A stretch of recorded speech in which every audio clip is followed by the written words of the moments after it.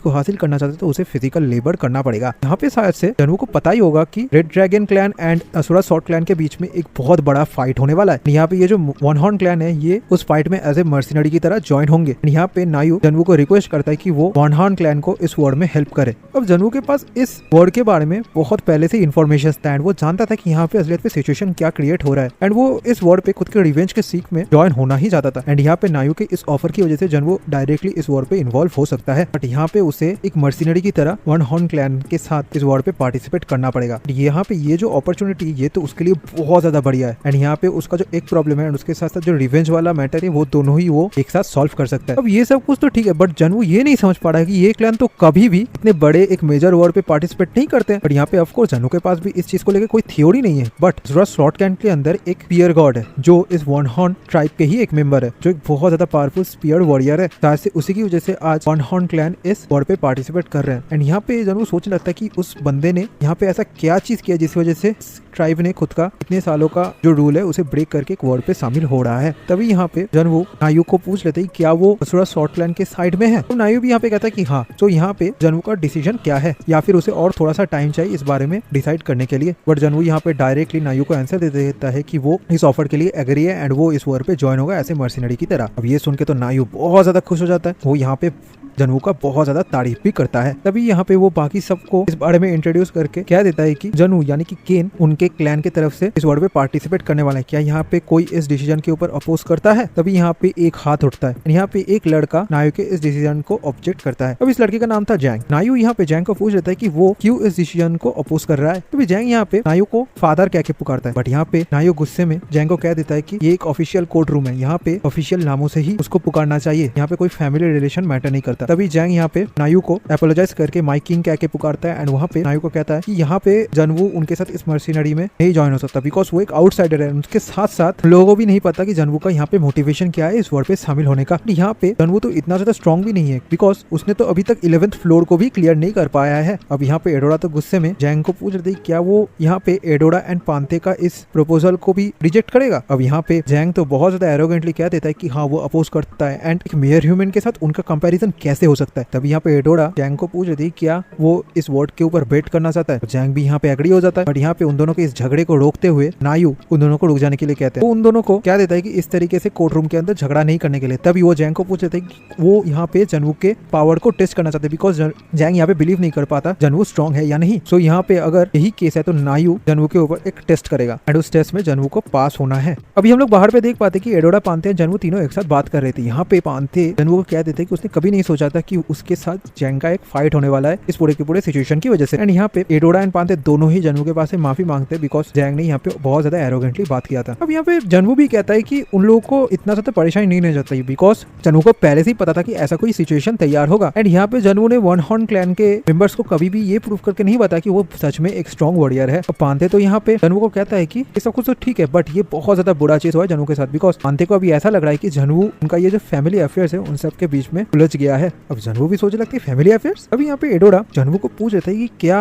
उसे पता है उनके इस फैमिली के सिचुएशन एंड बाकी सारी चीजों के बारे में। जनवू भी कहता है कि हाँ उसे थोड़ा बहुत पता है। तो जनवू यहाँ पे सोचने लगता है कि यहाँ पे ये जो वन हॉर्न ट्राइब है इसका जो मेंबर्स रहते हैं वो एक ही फैमिली या फिर ट्राइब से बिलोंग करते हैं, बट यहाँ पे जो यूनियन है उसके अंदर total of 51 different families belong करता है एंड इन सारे 51 फैमिलीज के हेड्स के अंदर में जिसका स्ट्रेंथ सबसे ज्यादा होता है वही वन हॉर्न क्लैन को लीड करता है। अब एडोरा यहाँ पे जनवू को एक्सप्लेन करने लगती है कि यहाँ पे उनके ट्राइब में टोटल ऑफ 51 फैमिलीज है जिनको लेके ये ट्राइब तैयार हुआ है एंड उनके अंदर ही एक फैमिली है चियोंगराम फैमिली जिसके अंदर पांथे एंड एडोरा बॉर्न हुए थे। एंड यहाँ पे जो चिल्ड्रन थे उनके अंदर जो किंग होगा वो चूज होता है प्रीवियस किंग के बेसिस से। इसी वजह से जो फाइट है उसे फेयर रखने के लिए किंग को हर एक फैमिली से एक एयर को प्रोड्यूस करना पड़ता है। इसी वजह से जैंग जो है वो उन दोनों का हाफ ब्रदर है, बट यहाँ पे जैंग भी उसी फैमिली पे बॉर्न हुआ था जिस फैमिली पे उसके फादर बॉर्न हुए थे। एंड यहाँ पे जैंग उन सारे भाई बहनों में से सबसे ज्यादा स्ट्रॉन्ग बेस भी है एंड यहाँ पे नेक्स्ट किंग बनने के हकदार में वो भी है पांथे के साथ। बट यहाँ पे अगर प्रीसियसली कहा जाए तो जैंग को देख के ऐसा ही लग रहा है कि वही बात बार टाइम पे किंग होगा। जो सुन के तो यहाँ पे पांथे फिर से खुद के सिस्टर के साथ झगड़ा करना स्टार्ट कर देते हैं। यहाँ पे उसका सिस्टर भी कहता है कि वो अगर इतना ज्यादा वीक नहीं होता तो उनको इस बारे में सोचने का जरूरत ही नहीं पड़ता। अब जनवू तो बाकी सारी चीजों को समझ पाता है एंड यहाँ पे दोनों कहता है कि इसी वजह से उसके हाफ ब्रदर ने इस तरीके का एक सिचुएशन को क्रिएट किया जिस वजह से पांथे एंड एडोरा का जो पोजीशन है वो और भी ज्यादा गिर जाए। अब यहाँ पे एडोरा भी हाँ कहती है। अब एडोरा को भी यहाँ पे अफसोस के साथ कहना पड़ता है कि जैंग जो है ना वो बहुत ज्यादा स्ट्रॉन्ग है इस वन हॉर्न क्लैन में, बिकॉज उसने बहुत ही ज्यादा यंग एज में ही 30th फ्लोर को कंप्लीट कर लिया था, जो एक बहुत बड़ा अचीवमेंट है। अभी एडोरा यहाँ पे जनवू को कहता है कि अगर यहाँ पे जनवू को लूनर सीट का जरूरत है तो एडोरा एंड पांथे दोनों ही सब कुछ करने के लिए तैयार है इस काम के लिए, बट पर तभी यहाँ पे जनवू एडोरा को रोकते के कहते हैं कि उसे उसके कोई हेल्प की जरूरत नहीं है, यहाँ पे जो सिचुएशन है उन सब के बारे में जनवू समझ गया है एंड एडोरा को इतना ज्यादा परेशानी लेने का भी जरूरत नहीं है। यहाँ पे जनवू एडोरा को कहता है कि वो उसका प्रॉब्लम खुद सॉल्व कर सकता है, इसी वजह से वो दोनों अभी शांति से रहे एंड देखे जनवू क्या क्या करता है। अब यहाँ पे जनवू उन दोनों को कहता है कि वो लोग को इतना ज्यादा परेशानी लेना नहीं चाहिए, बिकॉज उन दोनों ने ही जनवू को एक ब्रदर की तरह सोचा है, इसी वजह से सिबलिंग्स का काम ही इस तरीके के छोटे छोटे प्रॉब्लम्स को सॉल्व करना है एंड जनवू इस प्रॉब्लम को बहुत ज्यादा आसानी से सॉल्व कर लेगा। अब ये बात सुनकर तो एडोरा एंड पांथे दोनों ही बहुत ज्यादा खुश हो जाते हैं। अभी हमें बैटल ग्राउंड का सीन दिखाया जाता है, पूरे के पूरे वन हॉर्न क्लैन बहुत ज्यादा एक्साइटेड थे इस बैटल के लिए। यहाँ पे एक साइड पे था जनवू एंड दूसरे साइड में था जैंग एंड इस फाइट के जो जज थे वो थे मार्शल किंग नायू। वो यहाँ पे उन दोनों को ही समझा देते हैं कि ये फाइट एक प्रैक्टिस फाइट होने वाला है, यहाँ पे सिर्फ और सिर्फ उन दोनों का स्ट्रेंथ देखा जाएगा, बट यहाँ पे कोई भी अलाउड नहीं है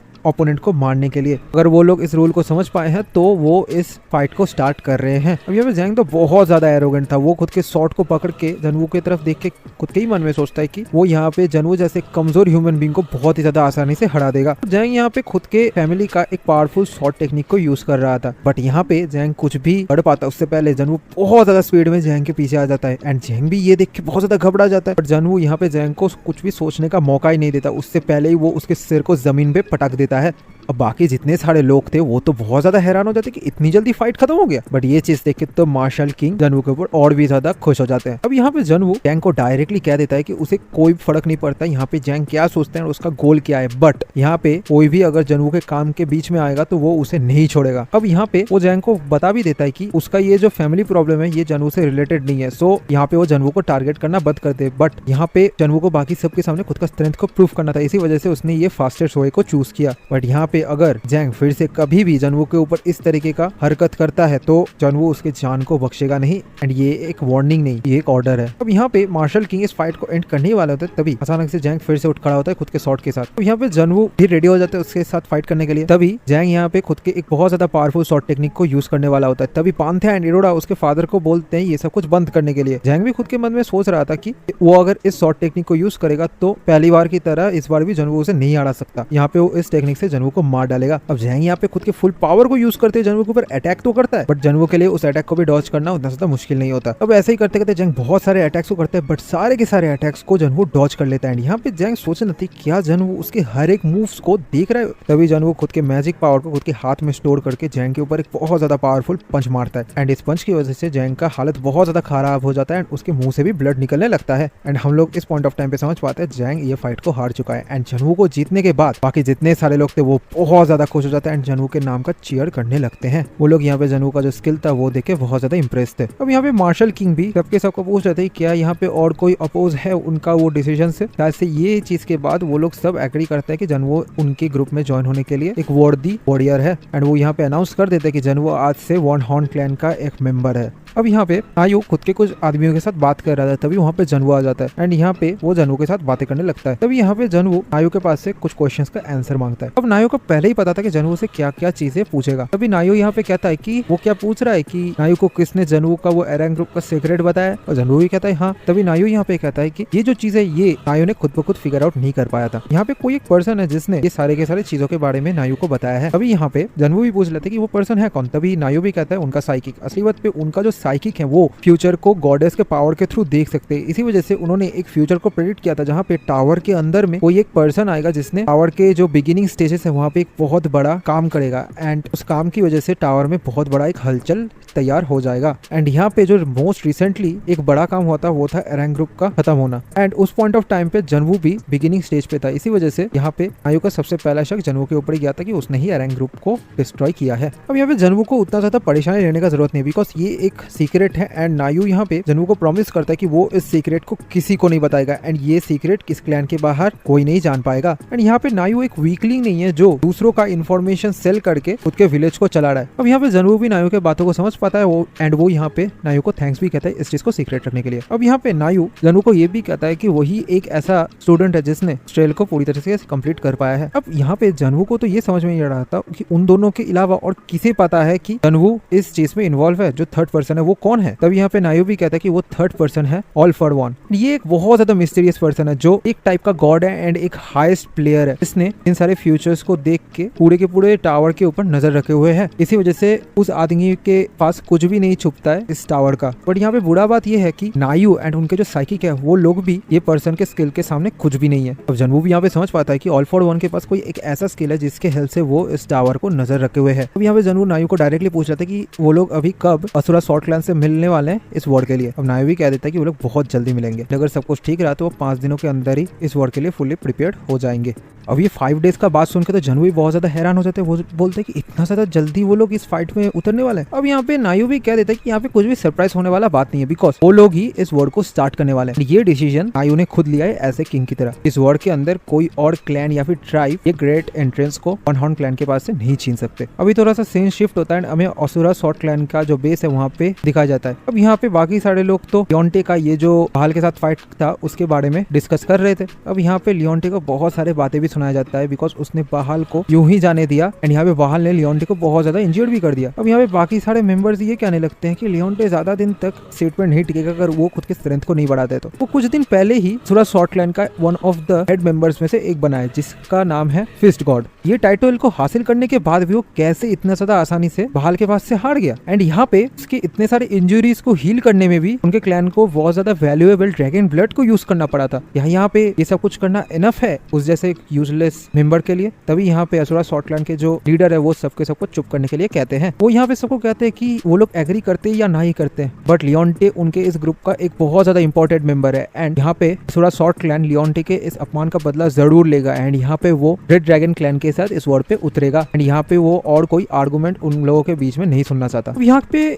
असुरा सॉर्ड क्लैन के लिए मेन प्रॉब्लम था रेड ड्रैगन आर्मी का जो मैन पावर है उसे संभालना, बिकॉज अभी के लिए असुरा सॉर्ड क्लैन के पास उतना ज्यादा मेंबर्स नहीं था जिसके हेल्प से वो इस वॉर को जीत पाए। हाउएवर उनके पास एक सीक्रेट वेपन है जिसके हेल्प से वो शायद से रेड ड्रैगन क्लैन के जो लीडर है उसके गले को काट सकते हैं, उसको मार भी डाल सकते हैं। यहाँ पे वो जो समर क्वीन है उसे मारना भी उनके लिए इम्पॉसिबल नहीं होगा। अब इस वॉर को स्टार्ट करने से पहले असुरा सॉर्ड क्लैन को कुछ क्लीन अप टास्क को करना पड़ेगा। अभी वो लोग पूछ रहे थे क्लीन अप टास्क, तभी जो लीडर है वो कहते हैं कि यहाँ पे उन लोगों को सबसे पहले जो 4 लेजेंडरी बीस्ट है उन सबको मारना पड़ेगा। अब वो लोग भी इस बारे में एग्री कर लेते हैं, बिकॉज ये लेजेंडरी बीस्ट इस फाइट को होने से रोक सकते हैं। इसी वजह से इन सारे ऑब्स्टिकल्स को हटाने के लिए उनको ये काम करना चाहिए। अब इस काम का जो रिस्पॉन्सिबिलिटी था वो सॉर्ड गॉड के ऊपर दिया गया था। वो यहाँ पे सॉर्ड गॉड को कहते हैं कि उनको जितना आर्मी चाहिए वो यहाँ से लेके जा सकते हैं। एंड यहाँ पे जितने सारे लेजेंडरी बीस्ट है उन सबको वो मार दे। एंड यहाँ पे जो एलिक्सर है वो भी सॉर्ड गॉड खुद के साथ लेके जा सकते हैं। यहाँ पे सॉर्ड गॉड भी इस मिशन को एक्सेप्ट कर लेता है। अब लीडर भी यहाँ पे सबको प्रिपेयर रहने के लिए कहते हैं, बिकॉज ये वॉर बहुत जल्दी स्टार्ट होने वाला है। अब यहाँ पे सॉर्ड गॉड को फिसके कहते हैं कि उसे बाकी सारे आर्मीज के साथ भी कांटेक्ट में रहना पड़ेगा जब तक ये सॉर्ड का ये जो वॉर है वो स्टार्ट नहीं हो जाता। एंड उसके बाद वो लोग रेड ड्रैगन क्लैन को खत्म कर देंगे। बट उस पॉइंट ऑफ टाइम तक सॉर्ड गॉड को ये मिशन के ऊपर ही ज्यादा करके फोकस करना है। तभी जो लीडर थे वो यहीं पे ये मीटिंग को एंड करते हैं। अभी असुरा सॉर्ड क्लैन का एक और मेंबर सॉर्ड गॉड को पूछ लेता है कि यहाँ पे वो तो लेजेंडरी बीस्ट को मारने वाला है, बट यहाँ पे सबसे पहले वो कौन से बीस्ट को मारेंगे? बिकॉज ये सारे के सारे बीस्ट तो बहुत ज्यादा स्ट्रॉन्ग होते हैं, तो उसको मारना तो उनके लिए बहुत ज्यादा हार्ड होगा। अब यहाँ पे सॉर्ड गॉड भी कह देते हैं कि ऑफ कोर्स वो सबसे पहले स्टार्ट करेगा साउथ से, जहाँ पे फियोनिक्स रहता है। तभी हम लोग नायू को देख पाते हैं जो किसी के साथ बात कर रहे थे। यहाँ पे वो उनके साइकिक पावर के साथ एक लड़की के साथ बात करते हैं। बहुत टाइम तक उन दोनों के बीच में बातें चलता रहता है जनवू को लेके। अब यहाँ पे वो लड़की भी बहुत ज्यादा सेटिस्फाइड थी जनवू के पावर से। इसी वजह से उन लोगों का जो प्लान था जनवू को लेके वो भी सक्सेसफुल होने वाला है। अभी हमें बाहर का भी सीन दिखाया जाता है जहाँ पे जनवू को जैसे एक नए प्लेयर को उसके क्लैन में ज्वाइन होते हुए पाके सारे के सारे क्लैन मेंबर्स बहुत ज्यादा खुश थे। यहाँ पे एक पार्टी कर रहे थे, वो दोनों बहुत ज्यादा मस्ती मजाक करने लगते हैं यहाँ पे। अब जनवू तो यहाँ पे एक साइड के बैठ के ये सारी चीजों के बारे में सोच रहा था, पर तभी अचानक से एक और ह्यूमन मेंबर वहाँ पे आके जनवू को कहने लगता है कि क्या वही जो न्यू मेंबर है वो यहाँ पे इस तरीके से क्यों बैठा हुआ है। जनवू तो यहाँ पे कंफ्यूज हो जाता है। तभी वो आदमी यहाँ पे कहता है कि वो एक ओल्ड मेंबर है इस क्लैन का, इसी वजह से उसे खुद के सीनियर्स का रेस्पेक्ट करना चाहिए। यहाँ पे उसका सीनियर जो भी काम कह रहा है उन सबको कंप्लीट करना चाहिए, तो जनवू जल्दी से जल्दी उसका काम कंप्लीट करे। अब जनवू तो यहाँ पे डायरेक्टली उस आदमी को कह देता है कि इसके सामने से हट जाने के लिए, बिकॉज वो अभी शो को ठीक तरीके से नहीं देख पा रहे उसकी वजह से। अब यहाँ पे वो आदमी कुछ कह पाता है उससे पहले वहाँ पे एडोरा आ जाती है। अब एडोरा को देख के तो वो आदमी भी थोड़ा सा घबरा जाता है। वो आदमी यहाँ पे प्रिंसेस एडोरा को कहते हैं कि वो यहाँ पे जनवू को थोड़ा बहुत डिसिप्लिन सिखा रहे थे एंड उसके साथ बातें कर रहे थे, बट अभी वो यहाँ से जा रहा है। तभी हम लोग देख पाते कि यहाँ पे जनवू के पास में एडोरा के बैठ जाती है। अब यहाँ पे जनवू भी थैंक यू कहता है एडोरा की इस हेल्प से। एडोरा भी कहता है कि यहाँ पे उन लोगों को जनवू को हेल्प करना चाहिए, सॉरी थैंक यू कहना चाहिए, बिकॉज आज जनवू की वजह से उनका जो रेपुटेशन था वो हार्म नहीं हुआ है। अब जनवू भी यहाँ पे कहता है कि हाँ वो तो सही बात है, बट उनका जो क्लैन है वो उनके जो एग है उसके ऊपर बहुत अच्छे तरीके से केयर कर रहे हैं। एंड यहाँ पे वैसे भी जनवू के पास से उस एग को लेने के लिए इस क्लैन के एल्डर्स ने बहुत ज्यादा रिक्वेस्ट किया था। उनके हरकतों को देख के जनवू भी बहुत ज्यादा एम्बेरेस फील करता है, बट यहाँ पे एग्री हो जाते हैं उन लोगों को वो एग को रखने देने के लिए। तभी यहाँ पे एडोरा नोटिस कर पाती है जनवू के हाथ का जो ब्रेसलेट है उसे। अब एडोरा भी यहाँ पे जनवू को पूछ रही थी कि ये ब्रेसलेट है क्या, बिकॉज ये इस चीज को एडोरा ने पहले कभी नोटिस नहीं किया था जनवू के पास से। अब जनवू को तो इस चीज के बारे में एडोरा से पूछना था एंड यहाँ पे सही टाइम था इस चीज को पूछने के लिए। तभी वो एडोरा को पूछ लेती क्या उसे पता है ये ब्रेसलेट असलियत पे है क्या, बिकॉज ये एक टाइप का आर्टिफैक्ट है जो उसे ओलंपस से मिला है। एंड यहाँ पे जनवू इस आर्टिफैक्ट के बारे में ज्यादा कुछ डिस्कवर नहीं कर पा रहा है, बट शायद से एडोरा अगर खुद का इनसाइट स्किल को यूज करे तो वो आसानी से इस ब्रेसलेट के बारे में इंफॉर्मेशन निकाल सकती है। अब यहाँ पे एडोरा तो इस ब्रेसलेट को देख के समझ जाती है कि ये एक बहुत ज्यादा पावरफुल आर्टिफैक्ट है, बट यहाँ पे इसके बहुत सारे पीसेस मिसिंग है। एंड उसके साथ साथ पहली बार देख के वो समझ पाती कि ये जो आर्टिफैक्ट है ये डिवाइन आयरन से तैयार किया गया है, बट ये जस्ट मेक सेंस नहीं करता, बिकॉज ये जो आर्टिफैक्ट है ये कैसे एक डिवाइन आयरन से तैयार किया जा सकता है, बिकॉज डिवाइन आयरन तो बहुत ज्यादा लिमिटेड है अभी इस पूरे के पूरे वर्ल्ड पे, एंड अभी शायद से वो खत्म भी हो चुका है। तभी यहाँ पे एडोरा ये जो ब्रेसलेट है इसके बाकी सारे पार्ट्स के बारे में भी बताता है कि यहाँ पे और 2 पार्ट्स है, जिसका पहला पार्ट जनवू के लेफ्ट लेग में लगेगा एंड दूसरा जनवू के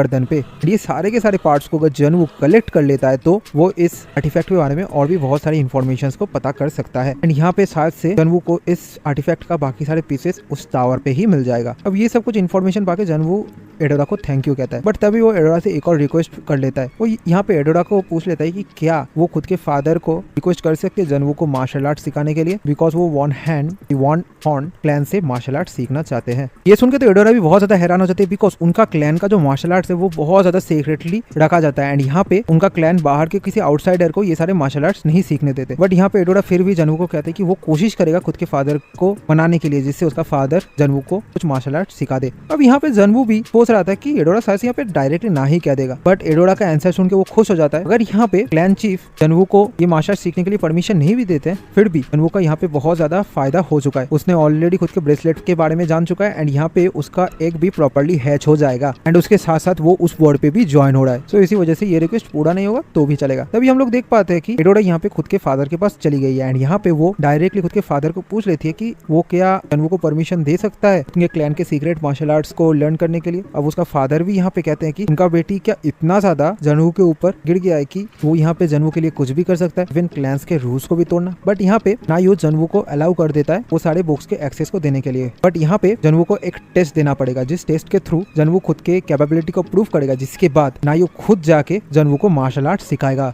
अब ये सुन के तो एडोरा भी बहुत ज्यादा खुश हो जाती है एंड एडोरा कहती है कि यहाँ पे क्या उसका फादर जनवू को ये जो स्वॉर्ड है वो देना चाहता है एंड उसके साथ साथ क्लैन का एक बहुत ज्यादा इंपॉर्टेंट मेंबर बनाना चाहता है। और नायो भी कहता है कि उसे ये सब कुछ पहले से ही पता है, तो यहाँ पे ये सब कुछ पूछने का कोई फायदा नहीं है। एंड वैसे भी जनवू जैसा एक इतना ज्यादा स्ट्रॉन्ग वॉरियर उनके क्लैन में आएगा तो उनके क्लैन में बहुत ज्यादा प्रॉस्पेरिटी बढ़ेगा एंड उनके क्लैन का जो स्ट्रेंथ है वो भी इंक्रीज होगा। अब जनवू भी यहाँ पे बैठे बैठे सोच रहा था, इवन दो एडोरा ने कहा था कि ये जो डिवाइन आयरन है ये पूरे के पूरे वर्ल्ड पे बहुत ज्यादा कम बचा हुआ है, बट उसे पता है कि ये एक फॉल्स रूमर है, बिकॉज जनवू के छोटे भाई के बॉडी में जितने सारे स्वॉर्ड्स लगा हुआ था वो सब के सब डिवाइन आयरन से तैयार किया गया था। इसी वजह से ये डिवाइन आयरन का जो एक्सेस है ये टॉप फ्लोर्स के मेंबर्स को ही मिलता है। बट यहाँ पे ये चेन का जो फुल सेट है इसे तैयार करने में तो बहुत ज्यादा डिवाइन आयरन का यूज किया गया है, बट इस चेन को किस बीस्ट के लिए यूज किया गया है कि उसे कैद करके रखने के लिए इतना ज्यादा डिवाइन आयरन का जरूरत पड़ा है। ये जो ब्लैक किंग है ये असलियत पे है कौन एंड इसका स्ट्रेंथ भी कितना ज्यादा है। तभी उस जनवू के पास फिर से वही आदमी आ जाता है एंड वो फिर से जनवू को परेशान करने लगता है, बट इस टाइम पे जनवू तो बहुत ज्यादा गुस्सा हो जाता है एंड यहाँ पे वो उस आदमी को पीट देता है। अब सुबह हम लोग देख पाते हैं कि उस आदमी का हालत बहुत ज्यादा खराब था, बट वो यहाँ पे साफ सफाई फिर भी कर रहा था। वो जनवू को जब देखता है तो वो जनवू से बहुत ज्यादा रेस्पेक्टफुली बात करता है एंड यहाँ पे एडोरा भी आ जाते हैं जनवू से बात करने के लिए। तभी एडोरा जनवू को ये पूरा का पूरा जो सिचुएशन इसे समझाता है एंड कहता है कि जनवू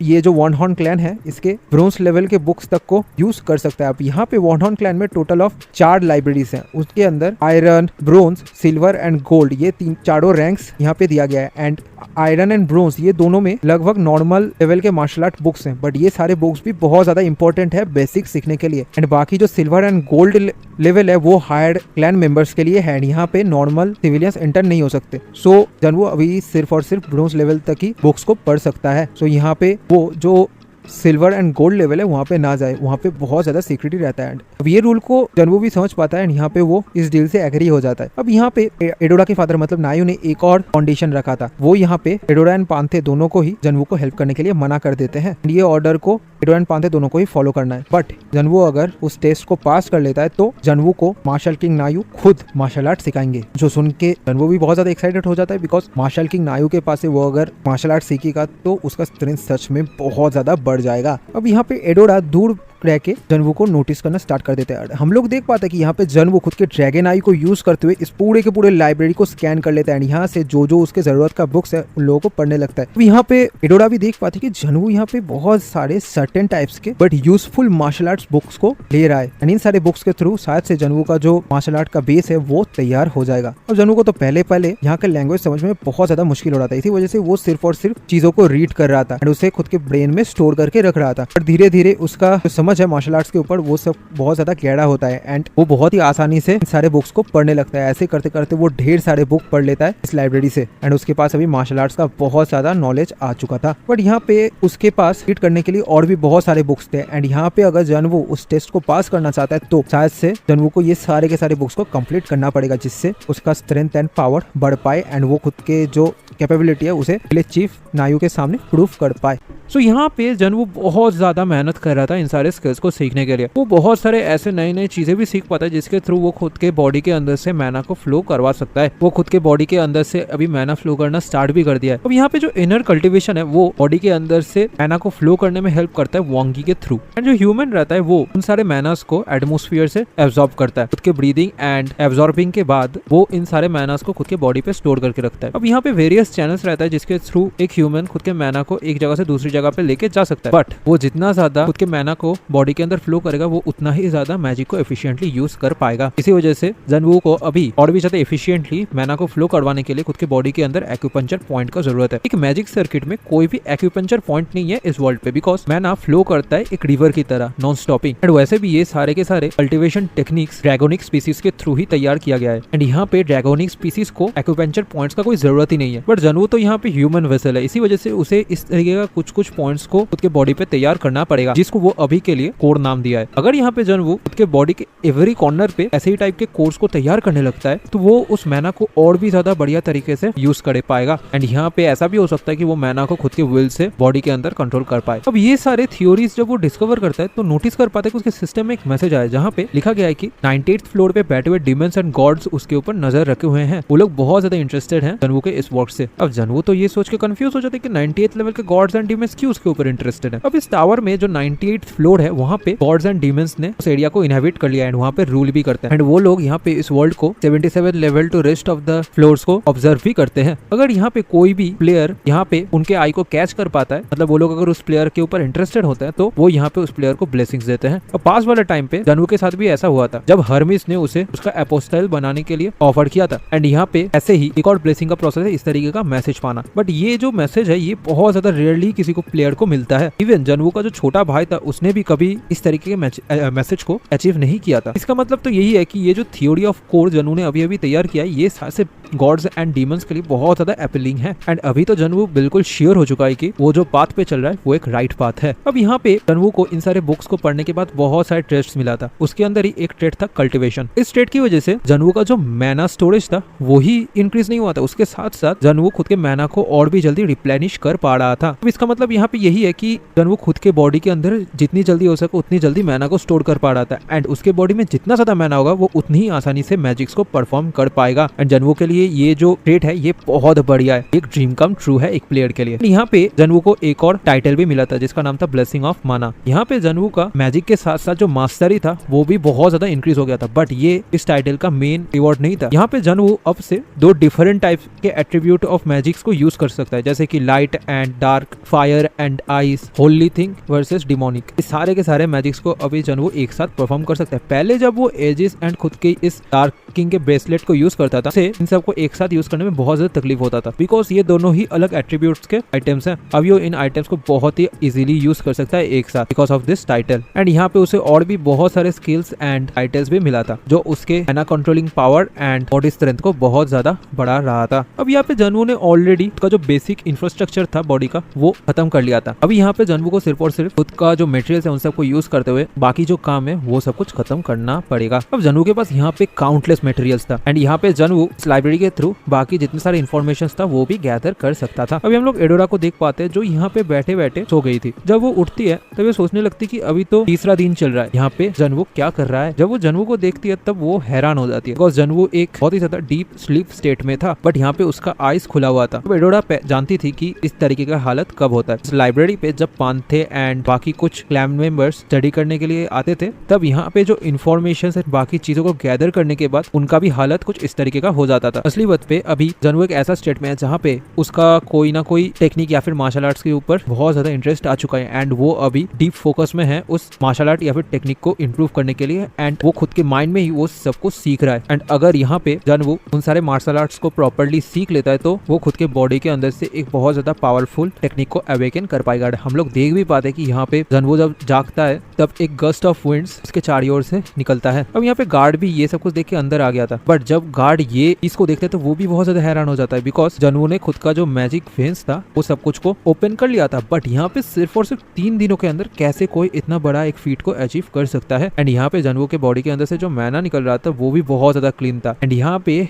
जनवू का जो मैना लेवल था वो शायद से उनके ही क्लैन मेंबर यांग कॉन्ग ही वुन का लेवल का था। तभी यहाँ पे जनवू एडोरा को बुलाती है। अब एडोरा तो खुद के मन में सोचने लगती कि वो जनवू को 3 दिन से देख रहा था बट आज उसके सामने जो पर्सन है वो एंटायरली एक डिफरेंट पर्सन है। अब ये देख के एडोरा भी बहुत ज्यादा शर्माने लगती है बट तभी जनवू एडोरा को पूछ लेती है क्या उनके पास खाने के लिए कोई चीज है बिकॉज उसे अभी बहुत ज्यादा भूख लगा है एंड उसने 3 दिनों से कुछ खाया भी नहीं है ठीक तरीके से। अब यहाँ पे जनवू एंड एडोरा दोनों ही दूसरे के साथ बातें करने लगते हैं एंड यहाँ पे जनवू को खाने के लिए बहुत सारी चीजें मिला था। अब जनवू थोड़ा सा रेस्ट भी ले रहा था, उसके साथ साथ बाकी जितने सारे बुक्स थे वो सब कुछ भी पढ़ रहा था। अब जनवू उस तरीके का स्टेट में पहुंचा था बिकॉज वो एक क्रूशियल मोमेंट था उसके मैना वेंस को ओपन करने के लिए। बट अभी जनवू बहुत ज्यादा रिलैक्स फील कर रहा है एंड वो खुद के जो मैजिक कोड को है उसे भी अनलॉक कर रहा है। मैना वेंस को पूरी तरीके से ओपन करने के बाद जनवू बहुत ज्यादा आसानी से इन सारे मैजिक कोड्स को ओपन कर रहा था। यहाँ पे टोटल ऑफ वो 36 मैजिक कोड्स को खुद के बॉडी पे ओपन कर लेता है। अब इसी वजह से जनवू का जो अवेकनिंग स्टेटस था वो भी इंक्रीज हो जाता है। अब नॉर्मली एक ह्यूमन बॉडी पे टोटल ऑफ 360 एक्यूपंक्चर पॉइंट्स रहता है, उनके अंदर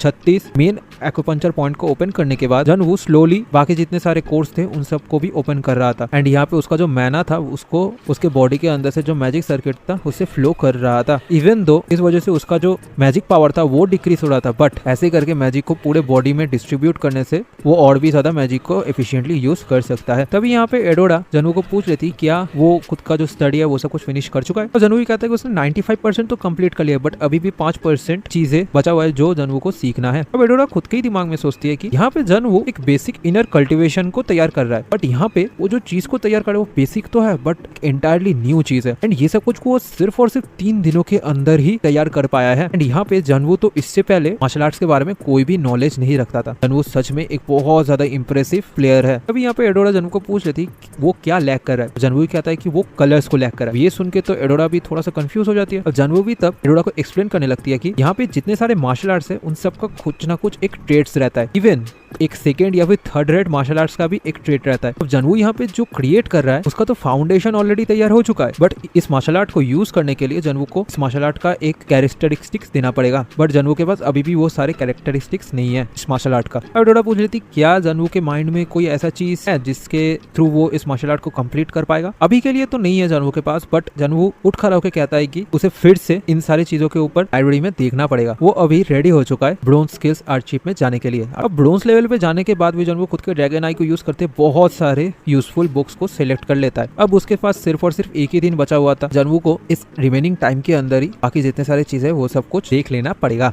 अभी हम लोग देख पाते हैं कि यहाँ पे मार्शल किंग नायू विलेज के एक एल्डर के साथ बैठे हुए थे। वो दोनों यहाँ पे विलेज का ही कुछ जरूरी काम कर रहे थे। नायू यहाँ पे बहुत ज्यादा खुश था। अब उसे इतना ज्यादा खुश देख के वो एल्डर भी खुद के काम में कॉन्सेंट्रेट नहीं कर पा रहे थे। वो तभी नायू को डायरेक्टली पूछ लेते हैं कि आज क्या कोई बढ़िया चीज हुआ है उसके साथ जो वो इतना ज्यादा खुश है। अब नायू भी यहाँ पे खुश रहते हुए उस एल्डर को कहता है कि उसे क्या नहीं पता है आज ही वही दिन है। अब वो एल्डर तो बहुत ज्यादा कंफ्यूज थे, वो सोचने लग रहे थे आज कौन सा दिन है। तभी नायू उस एल्डर को कहता है कि आज वो दिन है जिस दिन वो लोग जान पाएंगे कि उनका जो सन इन लॉ है वो कितना ज्यादा ग्रेट है। तभी वो एल्डर भी समझ पाते हैं। तभी वो नायू को पूछ रहे थे क्या एडोरा सच में जो इन सॉर्ड है उसे उस लड़के को देने वाला है। अब नायू भी कहता है कि हाँ, यहाँ पे एडोरा बहुत ज्यादा सीरियस है इस बात पे। अब वो एल्डर भी यहाँ पे समझ पाते हैं कि क्यों नायू एंड एडोरा जानवू को लेके इतना ज्यादा एक्साइटेड है, बिकॉज वो एक जीनियस है जिसने जैंग जैसे एक बहुत ज्यादा powerful one horn clan warrior को डिफीट किया, जिसने 30 लेवल तक क्लाइम कर लिया था। एंड जानवू ने उसे डिफीट किया तब जब उसने सिर्फ और सिर्फ ट्यूटोरियल स्टेज को क्लियर किया है। उसने बहुत ज्यादा यंग एज में ही इतने सब कुछ अचीव कर लिया है। एंड यहाँ पे शायद से उनके क्लैन के लिए इससे बढ़िया कोई ढूंढ पाना उनके लिए भी पॉसिबल नहीं है। बट यहाँ पे वो एल्डर ये भी कहते हैं कि इट्स अ शेम दैट वो लोग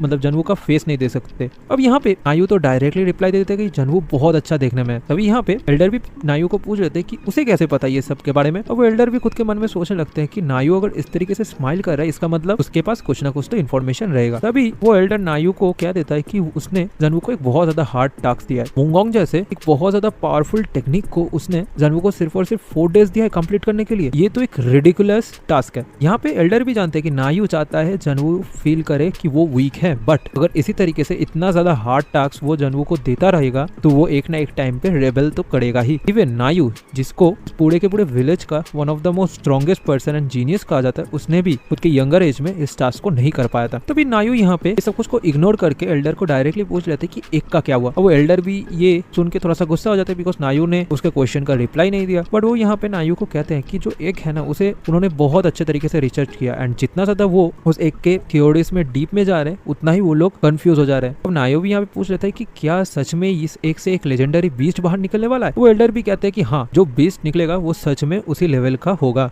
अब एल्डर यहाँ पे बाकी सारे उस एक के बारे में डिटेल्स को नायू को बाद में इन्फॉर्म कर देगा बिकॉज यहाँ पे उनको और भी बहुत सारे एक्सपेरिमेंट्स उस एक के ऊपर करना है। अब नायू भी कहते हैं कि शायद से ये एक सच में एक बहुत बड़ा बिग डील है उन लोगों के लिए। तभी यहाँ पे नायू उस लाइब्रेरी से उठ जाता है एंड कहता है कि अभी टाइम आ चुका है वो काम करने के लिए एंड वो खुश होते हुए वहाँ से बाहर निकल जाता है। अब यहाँ पे नायू जब जानवू को मिलता है वो एडोरा से पूछ लेता है कि जानवू इतना ज्यादा श्रिंक क्यों हो गया, क्या एडोरा उसे ठीक तरीके से खाना पीना नहीं दे रही थी। अब नायू खुद के दिमाग में सोचता है कि जानवू को पहली बार देख के ऐसा लग रहा है कि उसने बहुत कुछ यहाँ पे अचीव कर ली, इवन उसकी उम्मीद से भी ज्यादा। अब जानवू यहाँ पे नायू को पूछ लेता है कि क्या वो यहीं पे शो करेगा जो सब उसने लर्न किया है। अब नायू भी यहाँ पे हाँ कहता है। तभी हम लोग देख पाते हैं कि जानवू खुद के मैना को यूज करते हुए यहाँ पे एक फायर टॉर्नेडो क्रिएट करता है। अब नायू भी ये देख के बहुत ज्यादा इंप्रेस हो जाता है। तभी जानवू यहाँ पे इस फायर टॉर्नेडो को खुद के बॉडी के ऊपर एक विंग पे कन्वर्ट कर देता है एंड इस पूरे के पूरे टेक्निक का नाम देता है वो हेवनली विंग माना कंट्रोल। अब ये जो हेवनली विंग है ये जानवू का छोटे भाई ने पास्ट में एक्वायर किया था, इसी वजह से उसने इस स्किल का भी नाम हेवनली विंग माना कंट्रोल रखा है। अब नायू तो यहाँ पे जानवू के इस फीट को देख के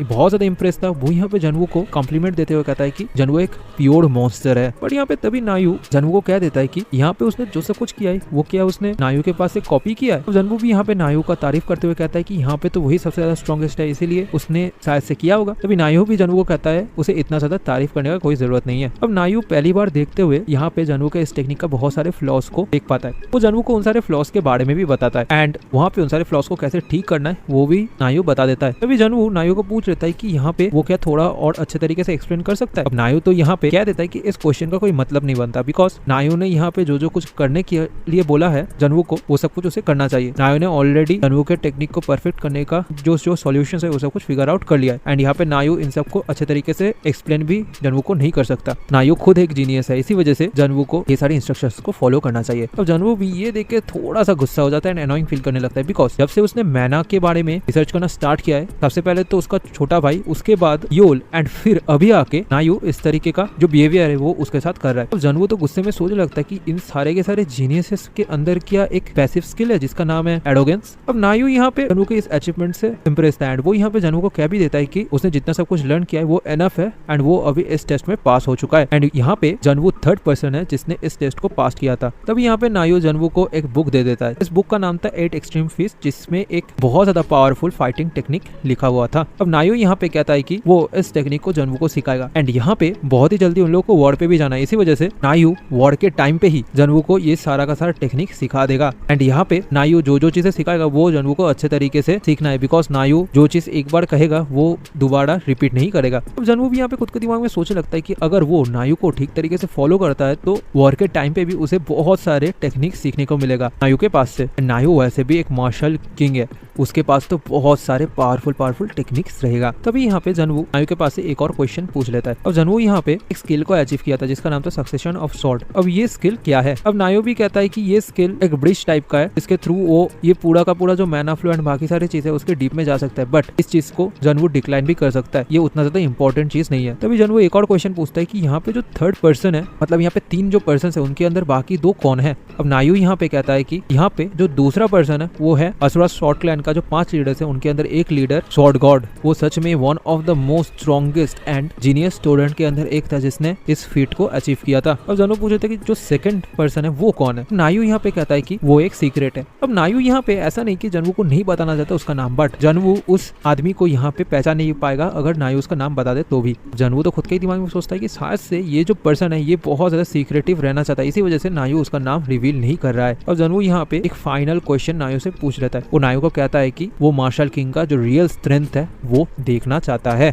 अब जनवू जब नायू को ये रिक्वेस्ट करता है तो नायू भी थोड़ा सा हैरान हो जाता है। वो सोचने लगता है कि अभी उसे जनवू को उसका स्ट्रेंथ दिखाना पड़ेगा। अब यहाँ पे वो थोड़ा सा थका हुआ भी होता है एंड कहता है कि टीचर बनना सच में बहुत ज्यादा हार्ड काम है। वो सोचने लगता है कि वो जनवू को कौन सा टेक्निक अभी दिखाएगा। तभी उसके दिमाग में एक बहुत ज्यादा पावरफुल टेक्निक आता है। वो यहाँ पे जनवू को कहता है कि वो नॉर्मली किसी को भी ये टेक्निक को नहीं दिखाता, बट आज एक स्पेशल डे है एंड आज नायू ये टेक्निक को सिर्फ और सिर्फ जनवू के लिए परफॉर्म कर रहा है। अब नायू यहाँ पे क्लोजली देखने के लिए कहता है इस टेक्निक को। अब ये जो टेक्निक है ये 8 एक्सट्रीम फिस्ट का एक पार्ट है। इस टेक्निक का नाम है ब्रेक हेवन। तभी हम लोग देख पाते कि नायू का जो राइट आर्म है उसका मसल फूलने लगता है एंड यहाँ पे नायू खुद के फुल स्ट्रेंथ को खुद के राइट हैंड में लेता है एंड फिर एक बहुत ज्यादा पावरफुल एनर्जी ब्लास्ट जनवू के ऊपर फेंकता है। जनवू तो इस पूरे के पूरे टेक्निक को बहुत अच्छे तरीके से देख रहा था। उसका ड्रैगन आई यहाँ पे एक्टिवेट रहता है, इस वजह से वो उस टेक्निक का जो पावर है वो भी महसूस कर पाता है। सिर्फ और सिर्फ कुछ ही सेकंड के अंदर ही वो टेक्निक जनवू के एकदम पास से चला आता है। बट यहाँ पे उस टेक्निक से ज्यादा इंप्रेसिव था मार्शल किंग नायू का स्टैंस। ये देख के उसे मार्शल किंग नायू का जो रियल पावर है उसका अंदाजा हो जाता है। तभी ये जो एनर्जी था ये डायरेक्टली जाके बैरियर के ऊपर लगता है। अब यहाँ पे एडोरा भी ऊपर की तरफ देख के बहुत ज्यादा हैरान हो गई थी, बिकॉज जो सन था वो 2 टुकड़ों में बट गया था। जनवू भी यहाँ पे सोचने लगता है कि ये कैसे पॉसिबल है, किसी के पास इतना ज्यादा स्ट्रेंथ कैसे हो सकता है। अब नायू भी यहाँ पे जनवू को कहता है कि उसने बहुत दिनों से इस तरह का कोई पावरफुल टेक्निक को यूज नहीं किया है। यहाँ पे उसका शोल्डर भी बहुत ज्यादा स्टिफ हो गया जिसकी वजह से उसने खुद का पूरा स्ट्रेंथ को नहीं दिखा पाया है। एंड वो यहाँ पे जनवू को पूछ रहे थे क्या उसने टेक्निक को अच्छे तरीके से देख लिया है। अब नायू भी यहाँ पे जनवू को कहता है कि आज वो लोग निकलने वाले हैं वॉर के लिए। तो जनवू यहाँ पे जल्दी से जल्दी डेडिकेटेड लोकेशन पे चला है एंड वो एडोरा को ऑर्डर देती है कि जनवू को थोड़ा बहुत खाना देने के लिए, बिकॉज जनवू अभी बहुत ज्यादा कमजोर दिख रहा है। एंड यही कहते हुए वो वहाँ से चले जाते हैं।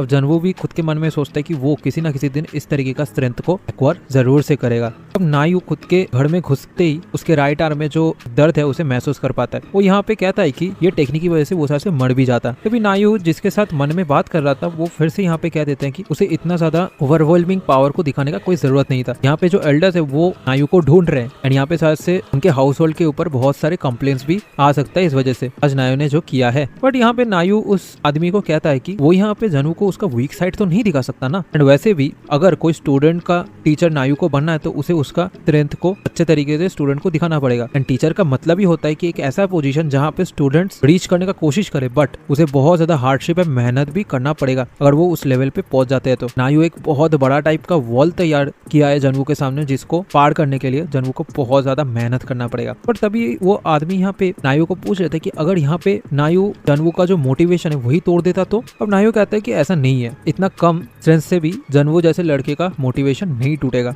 तभी वो आदमी फिर से कहता है कि यहाँ पे क्या नायू सेटिस्फाइड है जनवू से, बिकॉज नायू ओरिजिनली कभी भी इतना ज्यादा दूर तक नहीं जाता किसी और के लिए। अब नायू भी कहता है कि यहाँ पे नायू शुरुआत से ही जनवू को लेके बहुत ज्यादा सेटिस्फाइड है, बट यहाँ पे नायू जनवू को हार्ड वर्किंग करवाने के लिए एक बहुत अच्छा तरीके का प्लान तैयार किया, इसी वजह से उसने उस प्लान के मुताबिक इतना ज्यादा स्ट्रेंथ को शो किया है। एंड वैसे भी ये जो टेस्ट हुआ है यहाँ पे, इस टेस्ट को पास करने के लिए स्वॉर्ड गॉड जैसे एक जीनियस को भी 30 दिन लगा था, बट जनवू ने सिर्फ और सिर्फ 4 दिन के अंदर इस टेस्ट को पास कर लिया। तो यहाँ पे अगर नायू को जनवू को सिखाना तो उसे उसका लेवल जनवू से बहुत ज्यादा ऊपर रखना पड़ेगा। एंड एज ए टीचर की तरह यही फेयर डिसीजन है। तभी हम लोगों को बताया जाता है कि यहाँ पे वार्ड के जाने के लिए पूरा का पूरा जो वन हॉर्न क्लैन था वो प्रिपेयर्ड थे एंड वो सब के सब एक बहुत बड़े मैदान पे आ चुके थे जहाँ पे नायू उन सबको स्पीच देने वाला था। अब नायू यहाँ पे सबके सबको पूछ रहा था कि वो लोग क्या यहाँ पे स्केयर्ड हैं, बिकॉज बहुत दिनों से वो लोग कोई इस तरीके का वॉर पे शामिल नहीं हुए हैं। यहाँ पे उन लोगों को इतना ज्यादा डरने का जरूरत नहीं है, उन लोगों का स्ट्रेंथ इनफ है इस वॉर को जीतने के लिए। एंड यहाँ पे नायू उन सारे कमजोर लोगों को अच्छे तरीके से नजर रखेगा जिससे वो लोग इस बैटल पे मर ना जाए। तभी बाकी सारे लोग भी यहाँ पे नायू के साथ मजाक करते हुए कहते हैं कि नायू को यहाँ पे खुद का फिक्र करना चाहिए, बिकॉज वो अगर इस बैटल पे मर जाता है तो उनको एक और नए लीडर का जरूरत पड़ेगा इस विलेज को चलाने के लिए। बहुत सारे लोग तो यहाँ पे एक्साइटेड थे बिकॉज इस वॉर पे शायद से कोई ऐसा वॉरियर आएगा जो नायू को डिफीट कर पाएगा एंड वो फाइट देखने में उन लोगों को बहुत ज्यादा मजा भी आने वाला है। अब ये सब कुछ सुन के तो जनवू भी सोचने लगता है कि इस तरीके का एनवायरनमेंट से अभी भी जनवू यूज टू नहीं हो पाया है। अब नायू यहाँ पे सबके सबको कह देता है कि इस वॉर पे उन लोग को मरना नहीं है, अगर इस वॉर पे कोई भी मरेगा तो नायू हेल तक जाके भी उनका जो स्पिरिट है उसको फिर से हेल से बाहर निकल लाएगा। तो यहाँ पे वो सबसे पूछ लेता है कि उसका ऑर्डर क्या सबको समझ में आया, तो सबके सब यहाँ पे रिप्लाई देते हैं यस सर करके। एंड हम लोग देख पाते हैं कि वन हॉर्न क्लैन बहुत ज्यादा एक्साइटेड थे इस वॉर को लेके। तो अभी यहाँ पे सबके हाथों में फिर से वो टिकट आ जाता है। सबसे पहले यहाँ पे नायू खुद के टिकट को फाड़ के कहता है कि उन लोगों को अभी वॉर पे उतरना चाहिए एंड वो सबके सब यहाँ पे टावर पे टेलीपोर्ट होने लगते हैं। अब एक एक करके बाकी मेंबर्स भी यहाँ पे उनके टिकट्स को फाड़ देते हैं। अब जनवू भी इस वॉर को लेके बहुत ज्यादा एक्साइटेड था। वो खुद के टिकट की तरफ देख के कहता है कि उसके पास अल्टीमेटली जो मौका है वो आ चुका है एंड इस वॉर पे शामिल होकर वो शायद से उसका जो रिवेंज है वो भी पूरा कर पाएगा। तभी जनवू भी खुद के टिकट को फाड़ देता है। अब हमें थोड़ा सा सीन शिफ्ट होकर रेड ड्रैगन क्लैन का जो बेस है वो दिखाया जाता है। एक बहुत बड़ा शहर था एंड हम लोग समझ पाते हैं कि इस शहर में जितने सारे लोग थे वो भी प्रिपेयर्ड थे इस वॉर को लेके। एंड यहाँ पे बहुत ही जल्दी Asura sword clan and red dragon clan के बीच में एक वॉर स्टार्ट होने वाला था।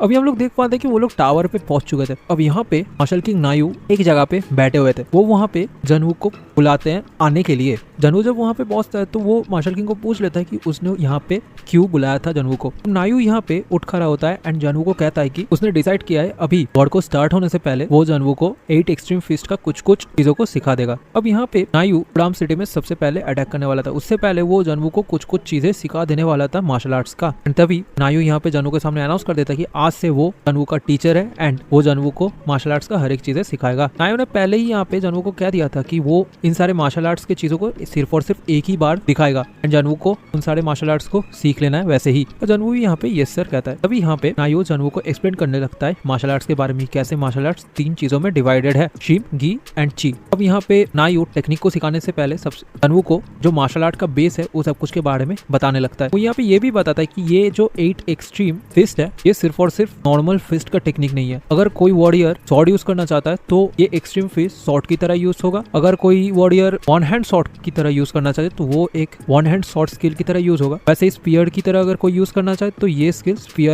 स्किल में भी कन्वर्ट हो सकता है। एंड नायू ने खुद इस स्किल को इन्वेंट किया था। अब यहाँ पे थोड़ा बहुत थियोरेटिकल चीजें नायू बता देने के बाद जनवू के हाथ में वो एक स्वॉर्ड देता है और एक स्टिक देता है जिसको जनवू को स्वॉर्ड की तरह यूज करना है। उसके बाद नायू जनवू को इस टेक्निक का जो स्टेप्स है वो सब कुछ दिखाने लगता है। अब इस जो टेक्निक है ना ये बहुत बड़ा टेक्निक है। यहाँ पे टोटल ऑफ 32 सेट्स है जिसके अंदर नायू अभी सिर्फ और सिर्फ एक सेट को जनवू को दिखाया है। अब यहाँ पे इस एक सेट के अंदर भी बहुत सारे स्टेप्स था जिसको जनवू को फॉलो करना पड़ रहा था। जनवू भी ये सब कुछ देख के बहुत ज्यादा हैरान हो जाता है, बट वो खुद के ड्रैगन आई को यूज करते हुए थोड़ा बहुत इजीली इन सारे चीजों को समझ पाता है। अब ये सब कुछ दिखा देने के बाद नायू खुद के दिमाग में सोचता है कि उसने पहले जनवू को कहा था कि वो सिर्फ और सिर्फ जनवू को एक ही बार ये सारे टेक्निक को दिखाएगा, बट कोई भी नॉर्मल पर्सन के लिए जिसने पहले कभी भी मार्शल आर्ट के बारे में सुना तक नहीं है उसके लिए ये सारा चीजें एक बार देख के सीखना इम्पॉसिबल है। इसी वजह से जनवू अगर यहाँ पे कहता है कि उसने ये टेक्निक को समझ नहीं पाया तो नायू जरूर से उसे सेकंड टाइम भी दिखाएगा। बट यहाँ पे नायू एक्सपेक्ट कर रहा था कि जनवू कोई ना कोई चीज पे अटकाया है एंड वो खुद के दिमाग में सोचता है कि अगर वो एक टीचर है तो जनवू के हर एक डाउट का सॉल्यूशन नायू को दिखाना पड़ेगा। तभी जनवू नायू को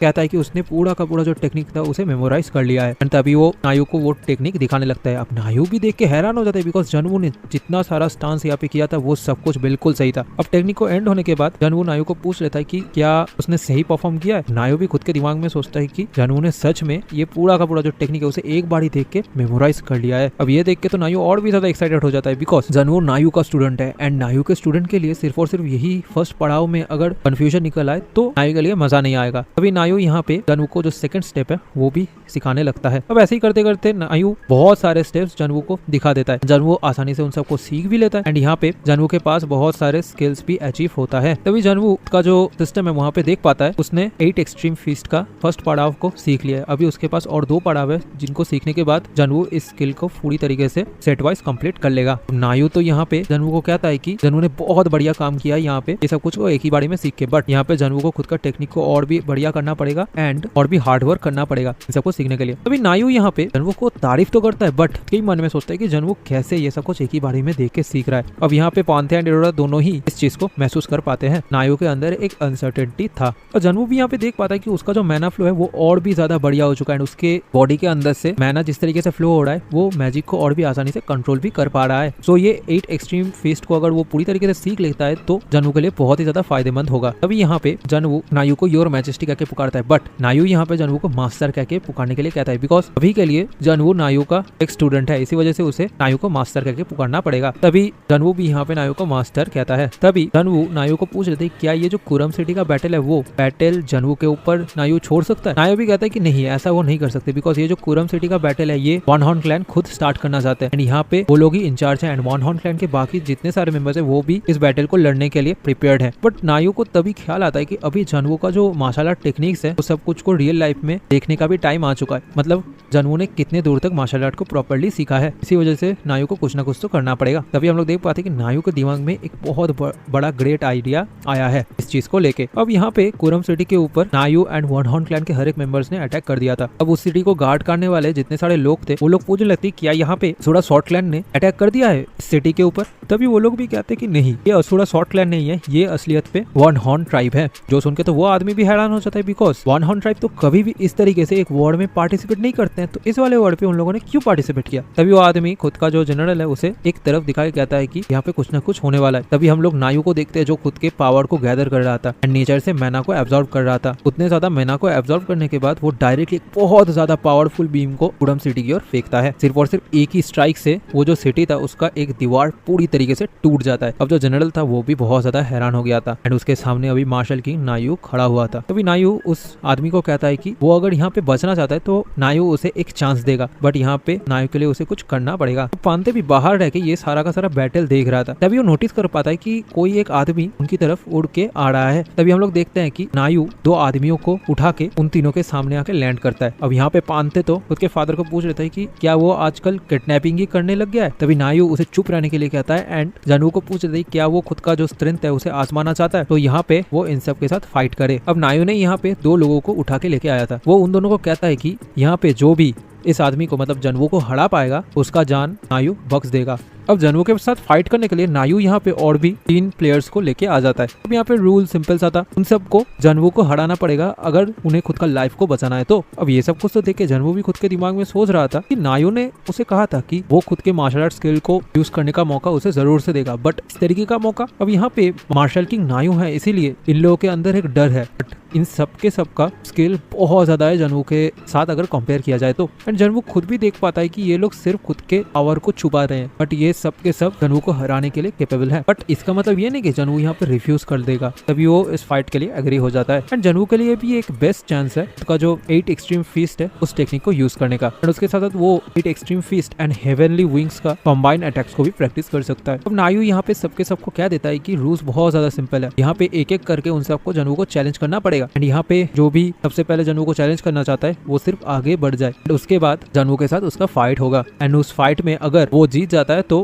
उसका लाइफ बख्श दिया जाएगा। तभी हम लोग देख पाते कि एक पर्सन यहाँ पे सबसे पहले जनवू को चैलेंज करता है। अब वो खुद के दिमाग में सोच रहा था कि इस तरीके से उसे फाइट करना पड़ेगा, ये उसने कभी नहीं सोचा था। इवन तो जनवू एक नोवाइस प्लेयर है बट फिर भी उसे बहुत ज्यादा ध्यान रखना पड़ेगा जनवू के अटैक्स का। तभी वो आदमी यहाँ पे जनवू को एक चांस देता है कि वो मतलब जनवू आके उसके ऊपर पहले अटैक करे। तभी नायू यहाँ पे इस वॉर को स्टार्ट करता है एंड हम लोग देख पाते हैं कि इस फाइटिंग में सबसे पहले जनवू खुद के heavenly wings and 8 extreme fist के टेक्निक को कंबाइनली यूज करके उस आदमी के ऊपर अटैक करता है। इतना ज्यादा स्पीड देख के तो वो आदमी भी बहुत ज्यादा हैरान हो जाता है। थोड़ा बहुत डिफेंस करने के बावजूद जनवू का स्पीड उसके लिए बहुत ज्यादा था, इस वजह से जनवू उसे बहुत सारे पावरफुल अटैक्स देके हरा देता है। अब जनवू के लिए खुद का ये जो हेवनली विंग्स एंड उसके साथ साथ 8 एक्सट्रीम फिस्ट को यूज करना एक साथ बहुत ज्यादा मुश्किल हो रहा था बिकॉज ये दोनों एक एक साथ ठीक तरीके से तालमेल नहीं बना पा रही थे। इसी वजह से जनवू को भी थोड़ा बहुत और इम्प्रूवमेंट करना पड़ा इन सारे टेक्निक्स को यूज करने के लिए। एंड अभी वो इस मॉडिफाइड टेक्निक के साथ बहुत ही आसानी से एनिमीज के ऊपर स्पीड से अटैक कर सकता है। तो ऐसे ही करते करते स्विंग देते देते वो पहले ओपोनेंट को हरा देता है। अब नायू यहाँ पे नेक्स्ट ओपोनेंट को आने के लिए कहता है। अब जनवू का इतना ज्यादा ओवरवेलमिंग पावर की वजह से बाकी लोग भी टिक नहीं पाते। बाकी जो दोनों आते हैं वो बहुत ही ज्यादा आसानी से जनवू के पास से हार जाते हैं। अभी यहाँ पे फाइनल मतलब फोर्थ गाय जो है वो आ जाता है जनवू से फाइट करने के लिए। वो भी यहाँ पे जनवू के स्ट्रेंथ को देख के थोड़ा सा परेशानी में था, बट वो यहाँ पे देख पाता है कि जनवू शायद से उसका लिमिट में आ चुका है, बिकॉज उसने इससे पहले 3 बहुत ज्यादा पावरफुल प्लेयर्स के साथ फाइट किया था। तो अभी शायद से वो इस फाइट को भी जीत सकता है, बट इसका मतलब ये नहीं कि ये आदमी खुद का गार्ड डाउन कर देगा। ये यहाँ पे बहुत ज्यादा केयरफुली जनवू के साथ फाइट करने वाला है। अब जनवू भी खुद के दिमाग में सोचता है कि यही उसका अल्टीमेट ओपोनेंट होने वाला है, बिकॉज ये जो लड़का है ये एक सेमी रैंकर है and one of the most difficult opponent भी होने वाला है जितने सारे लोगों से अभी तक जनवू ने फाइट किया उन सबसे। अब यहाँ पे जो रैंकर टाइटल है वो दिया जाता है उन सारे प्लेयर्स को जो इस टावर को बहुत ही तेजी से क्लाइम करते हैं एंड टावर को एक्वायर करते हैं। अब यहाँ पे जो 50th लेवल है उस फ्लोर को पार करने वाले लोग ही इस टाइटल के हकदार होते हैं। यहाँ पे जो 50th लेवल है ये बहुत ज्यादा स्ट्रॉन्ग लेवल है। 49th लेवल से ये बहुत ज्यादा एक्सट्रीम हार्ड भी है। इस वजह से इस लेवल को जो भी पार कर पाता है उसे सेमी रैंकर कहा जाता है। अब ये जो सेमी रैंकर टाइटल है ये इस 50th लेवल को पार करने के बाद ही मिलता है। एंड यहाँ पे जो 50th लेवल है वो एक बैरियर टाइप का क्रिएट करता है जिससे normal players and strong player के बीच में अंतर समझा जा सके। अब यहाँ पे जनवू को खुद का रिवेंज को पूरा करने के लिए जो 8 क्लैंस है उन सब से फाइट लेना पड़ेगा एंड उनके अंदर जो 9 रैंकर्स है मतलब जिसको 9 किंग्स कहा जाता है उन सबको भी मारना पड़ेगा। तो यहाँ पे स्टार्टिंग में एक सेमी रैंकर के साथ फाइट करके जनवू खुद का जो स्ट्रेंथ है वो नाप सकता है बहुत ज्यादा आसानी से। तभी जनवू फिर से खुद के टेक्निक्स को यूज करते हुए उसके ऊपर अटैक कर देता है। अब ये प्लेयर खुद के डिफेंसेस को बहुत ज्यादा हाई करके रखा था। जनवू इतना ज्यादा स्पीड से अटैक करने के बावजूद भी ये प्लेयर जनवू के हर एक अटैक्स को ब्लॉक कर लेता है। तभी आदमी जनवू को कहता है कि यहाँ पे जनवू के साथ वो अच्छे तरीके से फाइट करेगा, बट जनवू को एक चीज का प्रॉमिस करना पड़ेगा। जनवू भी पूछ लेता है कि वो किस चीज के बारे में बात कर रहा है। तभी वो आदमी कहता है कि यहाँ पे अगर फाइट का रिजल्ट कुछ भी आए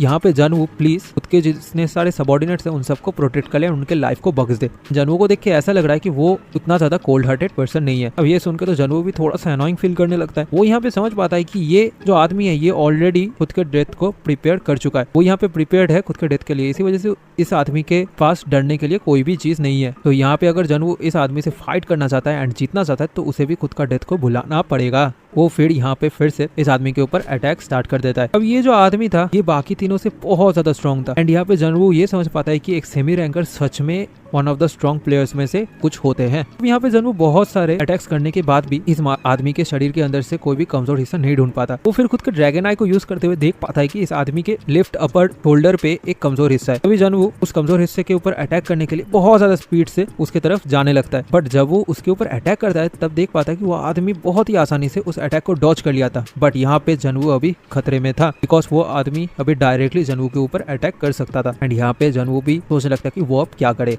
अब यहाँ पे जनवू उस आदमी के अटैक्स को डॉज नहीं कर पाता एंड यहाँ पे जनवू के बॉडी के ऊपर एक डायरेक्ट हिट लगता है। ऑफ कोर्स यहाँ पे जनवू खुद के डैगर्स के साथ उस अटैक को ब्लॉक करने का कोशिश करता है, बट उस अटैक का पावर ही इतना ज्यादा था कि जनवू भी उसे एक तरीके से ब्लॉक नहीं कर पाता एंड बहुत दूर जाके गिरता है। अब इस वाले अटैक की वजह से जनवू बहुत ज्यादा इंजर्ड हो गया था। अब जनवू भी सोचने लगता है कि यहाँ पे अचानक से हुआ क्या, बिकॉज वो श्योर था कि उसका जो अटैक है वो इस प्लेयर के बॉडी के थ्रू चला गया था। तो जनवू भी यहाँ पे कोई भी मिस्टेक ना करते हुए फिर से उस प्लेयर के ऊपर अटैक करता है, बट हर एक अटैक को वो प्लेयर बहुत ही ज्यादा आसानी से डॉज कर रहा था। यहाँ पे जनवू कुछ ना कुछ चीजें तो मिसिंग कर रहा था। अब यहाँ पे जब फिर से जनवू खुद के ड्रैगन आई को यूज करते हुए उस आदमी की तरफ देखता है तो उसे 2 ओपनिंग्स क्लियरली नजर में आता है, बट तभी वो आदमी यहाँ पे जनवू के ऊपर फिर से खुद के शॉट के साथ अटैक कर देता है। अब यहाँ पे जनवू कुछ भी समझ नहीं पा रहा था बिकॉज उसका जितना सारा ओपनिंग्स था वो सडनली अपीयर होकर फिर डिसअपियर भी हो रहा था। ये काइंड ऑफ इम्पॉसिबल है कोई एक पर्सन के लिए करना। जनवू का जो इंस्टिंक्ट था वो सब कुछ बहुत ज्यादा स्क्रीम करने लग गया था बिकॉज उसका इंस्टिंक्ट यहाँ पे कह रहा था उस आदमी के ऊपर अटैक ना देने के लिए। अब यहाँ पे जनवू को बहुत सारे ओपनिंग्स उस प्लेयर के पास से नजर आता है। जनवू का इंस्टिंक्ट भी कह रहा था यहाँ पे कि ये सारे के सारे जो ओपनिंग्स उसे दिख रहा है ये सब कुछ उसे बेवकूफ बनाने के लिए, एंड अगर सच में ऐसा है तो जनवू यहाँ पे मारा जाएगा। अब वो आदमी भी यहाँ पे जनवू का जो सिचुएशन है वो समझ पाता है। वो जनवू को डायरेक्टली पूछ लेते क्या उसे फोकल पॉइंट के बारे में पता नहीं है। अब जनवू को तो सच में इस चीज के बारे में बिल्कुल कुछ पता नहीं है, बट वो आदमी भी यहाँ पे ये सब चीजें समझ पाता है एंड कहता है कि अगर जनवू को ये चीज पता नहीं है तो इस फाइट का विनर वो हो गया है ऑलरेडी। इस फाइट में जनवू का बचने का कोई भी चांस नहीं है। अभी वो बहुत ही ज्यादा स्पीड से जनवू के ऊपर एक अटैक करने के लिए आगे बढ़ता है। जनवू भी ये देख के बहुत ज्यादा हैरान हो जाता है बिकॉज इस आदमी का जो स्पीड था वो पहले से बहुत ज्यादा हो गया था। जनवू भी सोचने लगता है कि यहाँ पे अब तक इसने जो जो चीजें किया है उसके थ्रू वो सिर्फ सिर्फ और सिर्फ जनवो का जो वीकनेस है वो सब कुछ पता करने का कोशिश किया है। तभी यहाँ पे वो आदमी खुद का एक लास्ट बहुत ज्यादा पावरफुल स्ट्राइक जनवो के ऊपर देता है। जनवो तो यहाँ पे सोचने लगता है कि वो क्या से इस स्ट्राइक से बच सकता है। अगर ऐसा ही चलता रहा तो वो सच में यहाँ पे मारा जाएगा। यहाँ पे क्या कोई भी वो है उसके लिए इस स्ट्राइक से बचने का? वो बहुत ज्यादा ढूंढने का कोशिश करता है बट वो यहाँ पे कुछ भी नहीं कर सकता। ये स्ट्राइक उसके बॉडी के ऊपर लगना तय है। यहाँ पे जनवो बहुत सारे काउंटलेस पोटेंशियल्स को खुद के दिमाग में सोच लिया था एंड उन सब के सब का जनवो को सेम रिजल्ट मिला, वो है डेथ। तभी वो स्ट्राइक जनवो के ऊपर लगता है बट हम लोग देख पाते हैं यहाँ पे जनवो खुद का फोर साइड स्किल को यूज कर लेता है जिसकी वजह से टाइम थोड़ा सा पीछे चला जाता है। अब तो जनवो के पास इस पूरे के पूरे सिचुएशन का एक क्लियर इमेज दिमाग में था। अभी हम लोग देख पाते हैं कि जनवो के बॉडी के अंदर वो स्वॉर्ड घुस चुका है बट यहाँ पे जनवो मरता नहीं। वो आदमी भी ये देख के सोच में पड़ जाता है कि यहाँ पे असलियत पे क्या हुआ, बिकॉज वो तो श्योर था कि उसने जनवो को मार दिया है। तभी जनवो गुस्से में उसे कहता है कि उसे ये सब कुछ जानने का कोई जरूरत नहीं है एंड वो उसके गले को काट देता है। अब गला काट जाने की वजह से उस आदमी के मुंह से भी ब्लड निकलने लगता है एंड वो समझ पाता है कि वो इस फाइट को हार गया है। बट यहाँ पे ये आदमी बहुत ज्यादा खुश था बिकॉज वो तो मारा गया है बट उसका कोई भी सबऑर्डिनेट अभी इस फाइट के दौरान नहीं मारा जाएगा। जनवो उस आदमी को मरते टाइम पे पूछ लेते क्या उसे डेथ का डर नहीं लगता है। वो आदमी भी कहता है कि हाँ उसे जरूर डेथ का डर लगता है। जब उसने यहाँ पे फाइट करने के लिए आया था तो उसे बहुत ज्यादा डर लगा था। वो भी यहाँ पे बचना चाहता है, वो भी यहाँ पे इस वर्ल्ड पे जीना चाहता है। बट यहाँ पे जब मार्शल किंग का बिहेवियर वो आदमी समझ पाया तो वो कितना ज्यादा फूल है ये भी वो उस आदमी को पता चल गया था। At the end of the day वो भी तो एक लीडर ही है ना, इसी वजह से उसने खुद के सबऑर्डिनेट्स के लिए खुद का जान दे दिया यहाँ पे। अब जनवो भी यहाँ पे इस बार सोचने लगता है कि शायद से उसके भाई के टाइम पे शैनॉन जैसा कोई लड़का उसका सबऑर्डिनेट होता तो शायद से जनवो का भाई भी आज बच गया होता। अब यहाँ पे पांथे एंड इरोरा दोनों ही बहुत ज्यादा परेशान हो जाते हैं जनवो के इस हालत को देख के। यहाँ पे नायू भी जनवो को बहुत ज्यादा तारीफ करता है बिकॉज ये जो बैटल था ये वर्थ था वॉचिंग के लिए। यहाँ पे जनवो का परफॉर्मेंस सच में बहुत बढ़िया था। तभी जनवो नायू को पूछ लेता है कि यहाँ पे जो फोकल पॉइंट्स है वो सब कुछ क्या है। अब नायू कहता है उसका मतलब है फेक, बट ये जो फोकल पॉइंट है ये फेक मूवमेंट से बहुत ज्यादा डिफरेंट है। जो वेरी नोशन है वहाँ पे वो तो लगभग सेम ही है फेक मोशन से, बट जो पॉसिबिलिटी और रियलिटी है वो बहुत ज्यादा डिफरेंट है। अगर यहाँ पे नायू जनवो को इजीली समझाए तो जब उस लड़के का शॉट जनवो को ऑलमोस्ट टच करने ही वाला होता है तभी उस शॉट का बहुत सारा पॉसिबिलिटीज क्रिएट हो जाता है जिससे वो जनवो के बॉडी को हार्म पहुंचाएगा। इवन वो लड़का यहाँ पे डिसाइड कर सकता है कि वो खुद के शॉट को अभी ऑफेंसिवली यूज करेगा या फिर डिफेंसिवली। एंड ये सब कुछ की वजह से यहाँ पे बहुत सारे पॉसिबिलिटीज तैयार होता है एंड उन सारे पॉसिबिलिटीज को डिसाइड करने के बाद जो सबसे ज्यादा इफेक्टिव रहता है वही वो लड़का यहाँ पे जनवो के ऊपर अप्लाई करता है एंड यही होता है एडवांटेज ऑफ वोकल पॉइंट। और जनवो भी यहाँ पे समझ पाता है कि ये पूरा का पूरा चीजें डिपेंड करता है सिचुएशन के ऊपर। अब नायू भी कहता है कि हाँ ऑफ कोर्स सिचुएशन के ऊपर डिपेंड करता है। अगर यहाँ पे इतने सारे काउंटलेस पॉसिबिलिटीज तैयार होता है तो ये यूजर के ऊपर डिपेंड करता है कि वो कैसे उन सारे पॉसिबिलिटीज को यूज करेगा, उनके अंदर से सबसे ज्यादा बेस्ट पॉसिबिलिटी को चूज करेगा। बट यहाँ पे फोकल पॉइंट में क्या होता है कि ये जो एक और दो पॉसिबिलिटीज होता है ना वो मिक्सड अप हो जाता है। तो जनवो भी समझ पाता है कि ये एक टाइप का ट्रैप है। और नायू कहता है कि यहाँ पे अगर जनवो इजीली देखे तो ये एक टाइप का ट्रैप है जिसके थ्रू काउंटलेस ऑफ पॉसिबिलिटीज तैयार होता है। पहले तो वो स्वॉर्डमैन खुद का जो कमजोर पॉइंट है वो जनवो को दिखाता है बट उसका ये जो पॉसिबिलिटीज की वजह से वो उस कमजोर पॉइंट को ठीक टाइम आते ही छुपा लेता है, जिस वजह से जनवो उसके ऊपर प्रॉपर्ली अटैक भी नहीं कर पाता एंड उस पर्सन का अटैक डायरेक्टली जनवो के बॉडी के ऊपर लगता है। अब नायू यहाँ पे जनवो को समझाता है कि ये जो फोकल पॉइंट एंड बाकी सारी चीजें ये सब कुछ उन प्लेयर्स के लिए जो खुद के मैना को बहुत ज्यादा एक्सट्रीम लेवल तक ट्रेन किए हैं। ये सारा का सारा चीजें जनवो जैसे एक प्लेयर जिसने अभी सिर्फ और सिर्फ 8 एक्सट्रीम फिस्ट को ट्रेन करना स्टार्ट किया उसके लिए जरूरत नहीं है। बिकॉज जनवो जितना ज्यादा 8 एक्सट्रीम फिस्ट को ट्रेन करेगा उतना ही जनवो का जो रिफ्लेक्स एंड बाकी सारी चीजें बढ़ जाएगा एंड इन सारे फोकल पॉइंट्स को वो भी बहुत अच्छे तरीके से देख पाएगा। यहाँ पे सिर्फ और सिर्फ जनवो का जो सिक्स सेंस है वो बढ़ाने का जरूरत है। जनवो भी समझ पाता है कि उसे अभी खुद का जो फोकल पॉइंट है एंड सिक्स सेंस दोनों को ही अच्छे तरीके से सीखना पड़ेगा एंड ये सब कुछ करने के लिए जनवो को सबसे पहले खुद के फिजिक को और भी ज्यादा इंप्रूव करना पड़ेगा। यहाँ पे शायद से जनवो का जो आखिरी चीज करने के लिए बचा है वो है ट्रेनिंग एंड हम लोग देख पाते हैं कि यही करते हुए Asura sword clan and red dragon clan के बीच में जो फर्स्ट फाइट था वो गुरम सिटी में एंड होता है एंड यहाँ पे Asura sword clan one horn tribe के हेल्प से जीत जाता है। अभी हमें 11th फ्लोर का ग्रेट फॉरेस्ट को दिखाया जाता है जहाँ पे फियोनिक्स रहता है। यहाँ पे असुरा सॉर्ड क्लैन का सॉर्ड गॉड आ गया था फियोनिक्स को मारने के लिए। तभी सॉर्ड गॉड खुद के हर एक सबऑर्डिनेट को पीछे हटने के लिए ऑर्डर देता है। फियोनिक्स भी यहाँ पे समझ गया था कोई ना कोई आया है उससे मिलने के लिए। हम लोग यहाँ पे चिप को भी देख पाते हैं। अभी हम यहाँ पे जनवो के रूम पे पांथे एंड इरोरा को देखते हैं। पांथे यहाँ पे जनवो को पूछ लेता है कि उसका तो अभी हालत बहुत सही लग रहा है एंड उसके साथ साथ अभी उसका बॉडी भी रिकवर हो चुका है, तो क्या जनवो पांथे के साथ एक डुएल करना चाहेगा सिर्फ और सिर्फ एक ही बार के लिए जिससे वो लोग खुद के स्ट्रेंथ को नाप सके। तभी जनवो बहुत ज्यादा गुस्से में पांथे को कहता है कि अगर वो अपसाइड डाउन में हैंगिंग रह के नहीं रहना चाहता तो वो यहाँ से चला जाए, जनवो को डिस्टर्ब करना बंद कर दे। अब ये सुन के तो पांथे भी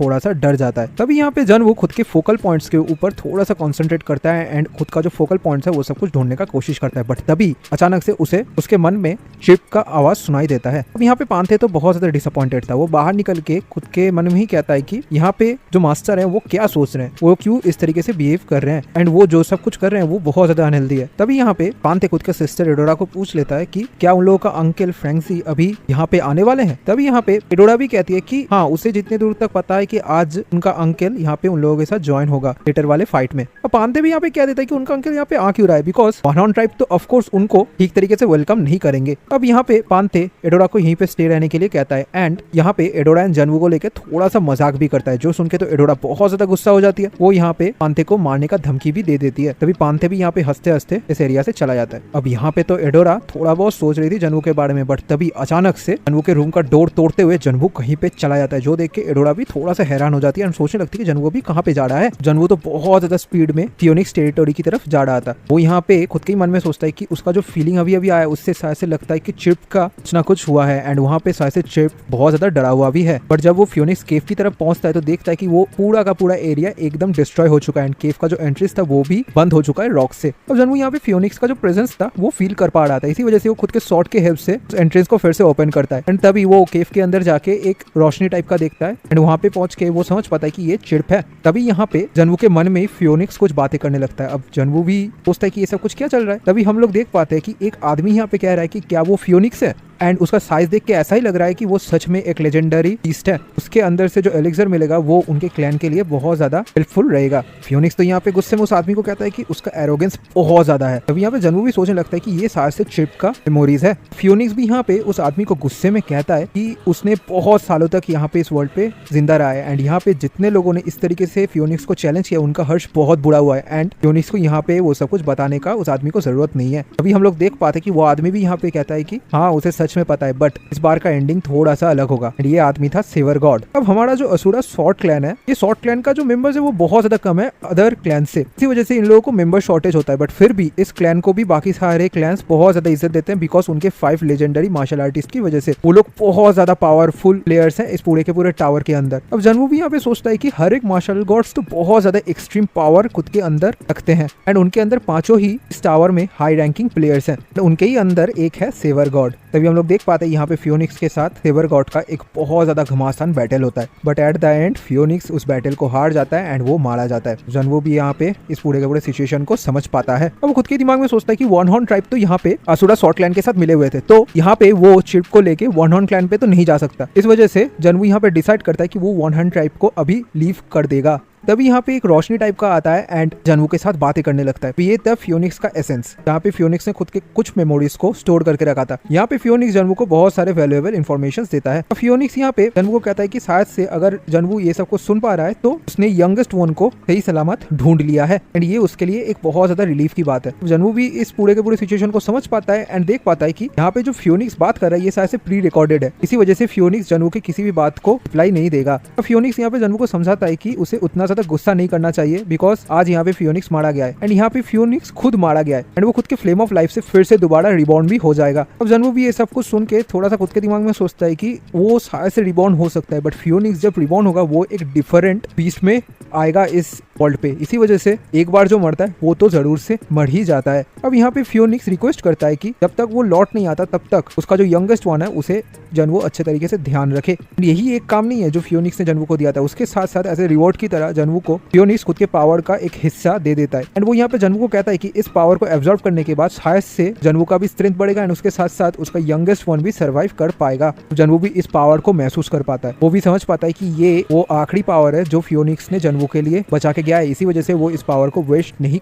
जाने देगा। वो खुद के हर एक एक्यूपंचर पॉइंट्स को एक्टिवेट करके उसके अंदर फियोनिक्स का ये जो पूरा का पूरा पावर है उसे स्टोर करने लगता है एंड यहाँ पे वो फियोनिक्स के एक भी पावर को बर्बाद नहीं जाने देता। इवन उसका जो वेसल्स था वो भी एक्सपेंड हो जाता है इस पावर को एब्जॉर्ब करने के बाद एंड यहाँ पे जनवू सोचता है कि ये बहुत अच्छी बात है बिकॉज उसका हर एक सर्किट्स जो था वो सब कुछ ओपन हो चुका है। बट यहाँ पे ये जो होली फ्लेम है ये जाके उसका जो ब्लैक ऑर्ब है उसके पास जाके क्यों खड़ा हुआ, ये यहाँ पे जनवू बहुत ज्यादा खुद के मैजिक को यूज करते हुए इस होली फ्लेम को हटाने का कोशिश करता है, बट वो वहीं पे स्टे रहता है। अब यहाँ पे फियोनिक्स ने जनवू के लिए एक बहुत ज्यादा प्रीशियस स्किल को भी एज ए गिफ्ट की तरह दे के गया था। तभी यहाँ पे चिप जनवू के साथ बातें करने लगता है। जनवू भी यहाँ पे समझ पाता है कि चिप बाकी जितने सारे लेजेंडरी बीस्ट है उन सबको बचाना चाहता है और जनवू भी खुद के दिमाग में सोचता है कि ये इतना ज्यादा छोटा सा एक बच्चा अभी से ही बाकी जितने सारे लोग हैं उन सबके ऊपर का जो ध्यान है वो रखना चाहता है। एंड ये सच में एक इनक्रेडिबल बात है। जब चिप बड़ा होगा तो शायद से वो भी खुद के मदर की तरह एक लेजेंडरी फियोनिक्स बनेगा। तभी यहाँ पे जनवू डिसाइड करता है कि वो भी बाकी सारे लेजेंडरी बीस्ट को प्रोटेक्ट करेगा चिप के लिए। अब यहाँ पे जनवू चिप के साथ बातें कर ही रहा था, तभी वहाँ पे एडोरा आ जाती है। अब एडोरा तो यहाँ पे बहुत ज्यादा परेशान थी। तभी यहाँ पे जनवू डायरेक्टली एडोरा को पूछ लेती कि उसने इस प्लेस को कैसे ढूंढा। अब एडोरा भी यहाँ पे कहती है कि उसने जनवू को बहुत ही ज्यादा चिंता में उनके घर को लीव करते हुए देखा था, इसी वजह से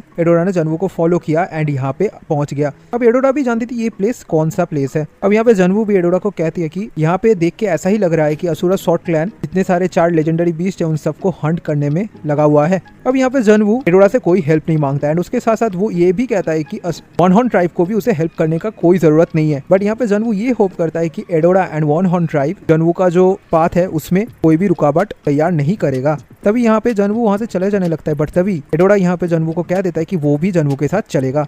अब जनवू भी यहाँ पे एडोरा को समझाती है कि वो अगर गिल्टी फील कर रही है तो वहाँ पे उसे जनवू को हेल्प करने का कोई जरूरत नहीं है। बट एडोरा यहाँ पे जनवू को कहती है कि वो यहाँ पे जनवू को हेल्प नहीं करना चाहता। बट असुरा सॉर्ट क्लैन अभी यहाँ पे जो सारे मेथड्स को यूज कर रहा है वो सब कुछ एडोरा को भी पसंद नहीं है, इसी वजह से वो आज जनवू का हेल्प करेगी। अब जनवू भी यहाँ पे एडोरा को पूछ लेती है कि मास्टर तो ये सब कुछ को सुन के बहुत ज्यादा गुस्सा करेंगे, मतलब यहाँ पे नायू का बात हो रहा है। तभी एडोरा भी कहती है कि उसका फादर उतना ज्यादा परेशान नहीं होगा, बिकॉज जनवू उतना ज्यादा दिनों तक उनका डिसाइपल नहीं रहा, इसी वजह से ये सब कुछ के ऊपर जनवू को फिक्र करने का कोई जरूरत नहीं है। अब ये सुनकर जनवू भी एग्री हो जाता है एंड वो एडोरा को कह देती है कि वो यहाँ पे उस रास्ते को लीड करेगा, एडोरा उसे फॉलो करे। अभी हम लोग देख पाते हैं कि जनवू यहाँ पे वॉइड ड्रैगन के टेरिटोरी में आ गया है, बट यहाँ पे पहुंचते पहुंचते वो बहुत ज्यादा लेट हो गया था। यहाँ पे saber god already void dragon को मार चुका था। तो वॉइड ड्रैगन का जो एसेंस है वो जनवू के साथ बात करने लगता है। वो यहाँ पे जनवू को कहता है कि क्या वो वही प्लेयर है जिसके ऊपर लेजेंडरी बीस्ट ने खुद का ब्लेसिंग दिया है, एंड अगर वो वही प्लेयर है तो उसे यहाँ पे क्या चल रहा है वो सब कुछ के बारे में पता रहेगा। अब जनवू भी सोचने लगता है क्या ये वॉइड ड्रैगन का जो विसल है वो है। तभी जनवू भी यहाँ पे वॉइड ड्रैगन के साथ बातें करने लग जाता है एंड वो यहाँ पे वॉइड ड्रैगन को एक प्रपोजल देता है। अब वॉइड ड्रैगन भी यहाँ पे हंसते हुए कहता है कि यहाँ पे ये जनवू का जो प्रपोजल है वो बहुत बढ़िया है। वो वॉइड ड्रैगन को हेल्प करना चाहता है उसके रिवेंज में, एंड उसके बदले वो वॉइड ड्रैगन से कुछ पावर्स एक्वायर करना चाहता है। वॉइड ड्रैगन भी यहाँ पे थोड़ा सा गुस्सा था, बिकॉज सेबर गॉड उसका हार्ट एंड उसके साथ साथ मेडन दोनों को ही लेके चला गया एंड यहाँ पे उसने वॉइड ड्रैगन को जगा के सिर्फ और सिर्फ उसे मार डाला। एंड वॉइड ड्रैगन ऐसा कोई ये बीस्ट भी नहीं है जो अभी वॉइड में जाके रेस्ट लेगा जिसके बाद वो रिजरेक्ट हो पाए। वो इससे बढ़िया सोच रहा है कि जनवू के इस ऑफर को मान के जनवू को खुद का कुछ पावर्स दे दे। वॉइड ड्रैगन भी कहता है यहाँ पे जनवू के साथ सेबर गॉड का जो पावर गैप है वो बहुत ज्यादा है, बट वॉइड ड्रैगन खुद के पावर्स को देके उस गैप को थोड़ा सा कम करने का कोशिश कर रहा है। एंड यहाँ पे इन दोनों के बीच में कॉन्ट्रैक्ट भी मेड हो जाता है, जिसके बाद वॉइड ड्रैगन खुद का बचा कुचा जितना सारा पावर्स है वो सब कुछ जनवू को दे देता है।